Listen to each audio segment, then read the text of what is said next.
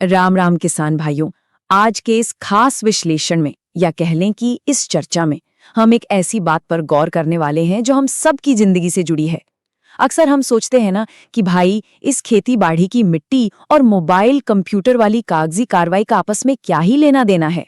मैं यानी आपका रामलाल काका आज आपको अपना खुद का एक एकदम सीधा और बहुत ही जरूरी अनुभव बताने जा रहा हूं। आज हम समझेंगे कि कैसे इस नए सरकारी सिस्टम को अपनाना कोई मजबूरी नहीं बल्कि आज के वक्त की हमारी सबसे बड़ी जरूरत बन गया है। चलिए सीधा मुद्दे पर आते हैं और मैं आपको अपनी ही आप बीती सुनाता हूँ। तो हुआ यूं कि एक दिन गांव में कोतवाल ने मुनादी करवा दी कि भाई सभी किसानों को फार्मर आईडी यानी किसान आईडी बनवाना एकदम अनिवार्य है। सच बताऊं, मेरी पहली प्रतिक्रिया बिल्कुल वैसी ही थी जैसी हम सबकी होती है। मैंने झलाक कर कहा, क्या सरकार को और कोई काम नहीं बचा है? हर बार कोई नया नियम ले आते हैं और बस किसानों को परेशान करते हैं। मतलब हमें लगता है ना कि ये सारे फॉर्म भरना, कागज जमा करना, ये सब तो बस समय की बर्बादी है। तो मैंने भी बिना कुछ सोचे समझे इस बात को बिल्कुल हवा में उड़ा दिया, टाल दिया। लेकिन मेरी यही छोटी सी जिद आगे चलकर मेरे लिए कितनी बड़ी मुसीबत बनने वाली थी, इसका मुझे कोई अंदाजा नहीं था। अब देखिए, बात आई गई हो गई। मैंने तो मुनादी को पूरी तरह अनसुना कर दिया था। फिर क्या था, मानसून की पहली बारिश हुई और बुआई का समय बिल्कुल सिर पर आ गया। और ये बात तो आप सब बहुत अच्छे से जानते हैं कि बारिश आते ही खेते में एक एक दिन नहीं एक एक पल कितना कीमती हो जाता है। इसी हड़बड़ी में जब मैं खाद लेने के लिए पहुंचा तो सीधा झटका लगा। दुकानदार ने मुझे खाद देने से साफ इनकार कर दिया। अब आईडी बनवाने और खाद मिलने के बीच जो कुछ दिनों की देरी हुई ना, उसने मेरी पूरी फसल की तैयारी को सच में खतरे में डाल दिया था। एक छोटे से सरकारी काम को टालने का इतना भारी नतीजा भुगतना पड़ेगा, ये मैंने सपने में भी नहीं सोचा था। तो चलिए इस कहानी के पहले पड़ाव पर चलते हैं। खाद की दुकान पर लगा झटका। अब आप सोचिए, मैं दुकान पर पूरे आत्मविश्वास के साथ गया था कि भाई 100 बोरी यूरिया और 50 बोरी डीएपी लेकर ही लौटूंगा। मन में बस यही था कि फटाफट खाद सीधा खेत में पहुंचे।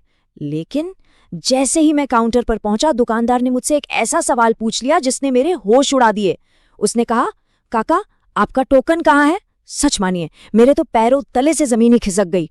मैं देख रहा हूं कि आसपास दूसरे जागरूक किसान अपना अपना टोकन दिखा रहे हैं और फटाफट अपनी गाड़ियों में खाद लदवा रहे हैं, और मुझे तो समझ ही नहीं आ रहा था कि भैया किस टोकन की बात हो रही है। एकदम सामने खाद की बोरियां पड़ी थीं, लेकिन मेरे लिए सारे रास्ते बंद हो चुके थे। और फिर दुकानदार ने एकदम दो टोक शब्दों में मुझे सच्चाई बता दी।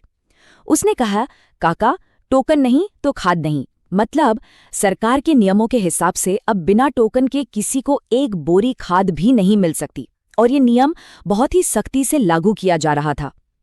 मैं मन ही मन सोच रहा था कि चलो कोई पुरानी जान पहचान निकाल लूंगा या कोई सिफारिश काम आ जाएगी, लेकिन नहीं, इस बार ऐसा कुछ भी नहीं चलने वाला था। नियमों का पक्का पालन हो रहा था। आखिर में मेरे पास खाली हाथ और भारी मन से घर लौटने के अलावा कोई दूसरा रास्ता ही नहीं बचा। अब आते हैं हमारी इस चर्चा के दूसरे पड़ाव पर, ग्राम सेवक की सही सलाह। देखते हैं कि वहां से बात कैसे पलटी। जब मैं मायूस होकर बिल्कुल उदास मन से दुकान से घर लौट रहा था, तभी रास्ते में मेरी मुलाकात हमारे ग्राम सेवक जी से हो गई। उन्होंने मेरा लटकता हुआ मुंह देखा तो मुझे पास बैठाया और पूछा कि क्या बात है। जब मैंने सारी कहानी सुनाई, तब उन्होंने मुझे असली बात समझाई कि आखिर ये फार्मर रजिस्ट्री या फार्मर आईडी है किस चिड़िया का नाम। किसान भाइयों ध्यान से सुनिएगा। उन्होंने बताया कि ये कोई मामूली कागज का टुकड़ा नहीं है, ये एक बहुत ही जरूरी डिजिटल लिंक है। मतलब जब तक आपकी जमीन और आपकी व्यक्तिगत जानकारी सरकारी रिकॉर्ड में दर्ज नहीं होगी ना, तब तक सिस्टम आपको एक किसान के रूप में पहचान ही नहीं पाएगा। और इसी डिजिटल लिंक, इसी आईडी से वो खाद का टोकन बनता है जो दुकानदार मुझसे मांग रहा था। अब आप यकीन नहीं करेंगे कि इस इतनी बड़ी परेशानी का समाधान कितना ज्यादा आसान था। ग्राम सेवक जी की बात मानकर मैं तुरंत बिना समय बर्बाद किए गांव की ई मित्र वाले लड़के के पास गया। वहां जाकर क्या हुआ, बस कुछ ही आसान से कदम। उसने तुरंत सरकारी पोर्टल पर मेरी जमीन की जानकारी दर्ज की, और सच बता रहा हूं, कुछ ही मिनटों के अंदर मेरी वो फार्मर आईडी बनकर तैयार हो गई। और कमाल की बात देखिए, उसी आईडी की मदद से मेरा खाद का टोकन भी मुझे हाथों हाथ मिल गया।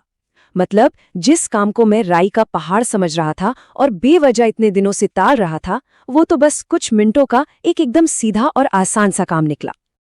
तो चलिए अब बढ़ते हैं अपने तीसरे और सबसे अहम पड़ाव की तरफ, डिजिटल सशक्तिकरण के बड़े फायदे। जब वो आईडी बन गई और टोकन मेरे हाथ में आ गया ना, तब जाकर मेरी असल में आंखें खुली। उस दिन उस ई मित्र वाले युवा ने मुझे जो बात बताई वो हम सबको जाननी चाहिए। उसने समझाया कि इस सिर्फ एक सिंगल आईडी के जरिए हमारे लिए कितने सारे रास्ते खुल जाते हैं, चाहे वो फसल बीमा का मुआवजा लेना हो, किसान सम्मान निधि वाली आर्थिक मदद हो, बैंक से कोई आसान सा कृषि ऋण यानी लोन लेना हो, या फिर भविष्य में आने वाली कोई भी सरकारी योजना हो। ये सब, जी हाँ, ये सब कुछ अब इसी एक फार्मर आईडी से जुड़ गया है। सीधा सा मतलब ये है कि अगर आपने एक बार सिस्टम में अपनी जगह पक्की कर ली, तो फिर उन सरकारी दफ्तरों के बार बार धक्के खाने की वो पुरानी सिरदर्दी हमेशा के लिए खत्म। और जब मुझे ये पूरी बात एकदम गहराई से समझ आ गई ना, तो मुझे लगा कि अरे, मेरे गांव के जाने कितने और किसान भाई भी तो मेरी ही तरह इसी गलतफहमी में बैठे होंगे। बस उसी पल मैंने ठान लिया कि मुझे अपनी ये गलती सुधारनी है। मैं सच में गांव के घर घर गया और अपने सभी भाइयों को इस नई डिजिटल पहल के असली फायदे समझाए।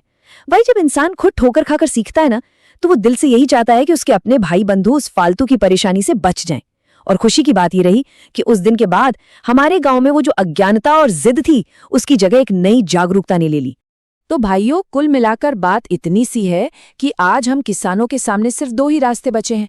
पहला है वो पुराना और मुश्किल रास्ता, यानी बिना रजिस्ट्री वाली खेती। इस रास्ते पर क्या मिलेगा? ना समय पर खाद मिलेगी, ना सरकारी योजनाओं का सीधा लाभ मिलेगा, और हर छोटे से काम के लिए बस दफ्तरों के चक्कर काटने पड़ेंगे।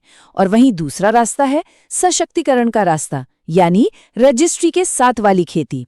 इस रास्ते पर चलकर आपको योजनाओं तक बिना किसी रुकावट के पहुंच मिलेगी, और सबसे बड़ी बात, सही समय पर खाद और बीमा मिलने से आपकी मेहनत की फसल पूरी तरह सुरक्षित रहेगी। अब ये हमें समझदारी से तय करना है कि हमें कौन सा रास्ता चुनना है।